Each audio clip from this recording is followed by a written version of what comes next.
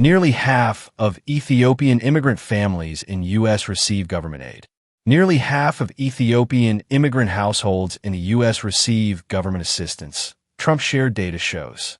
A chart recently shared by U.S. President Donald Trump on his Truth Social platform indicates that 47.6% of Ethiopian immigrant households in the United States receive some form of government assistance.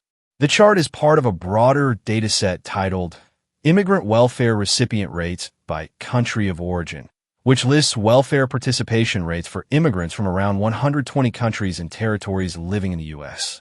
It shows the share of households where at least one member receives government support, including programs such as food assistance, healthcare benefits, school lunch subsidies, and other forms of public aid.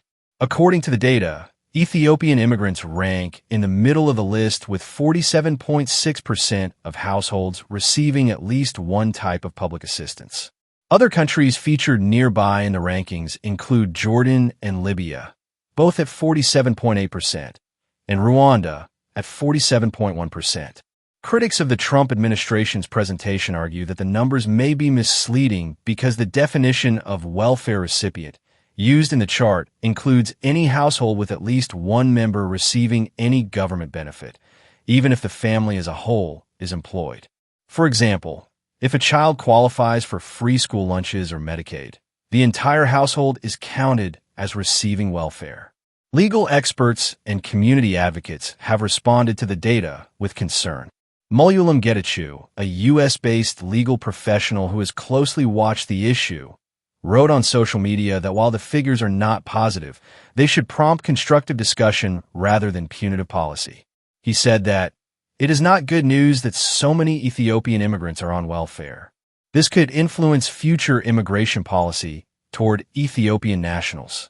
The focus should be on supporting immigrants in achieving economic stability, but it is also important for individuals and families to pursue self-sufficiency where possible." Getachew's remarks reflect broader worries that data like these could be used to justify stricter restrictions on immigration for Ethiopians, including family visit visas and longer-term immigration benefits. President Trump's post comes amid an ongoing national debate in the U.S. over immigration policy and government assistance. His administration has emphasized welfare usage as a key metric in shaping visa eligibility and broader immigration enforcement. Alongside the welfare statistics, the White House has introduced a series of travel and visa restrictions affecting citizens of multiple countries, particularly in Africa and the Middle East, citing security and administrative concerns. These travel bans and visa policy changes have continued into 2026.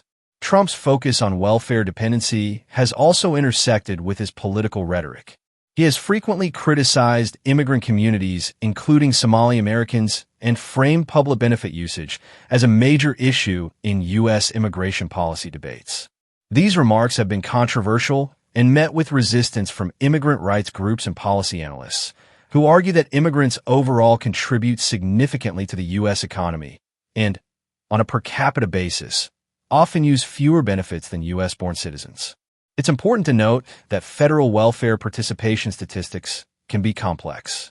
Broad categories like food assistance and Medicaid, which many working families, both immigrant and native-born, rely on, are counted in the figures shared by the administration.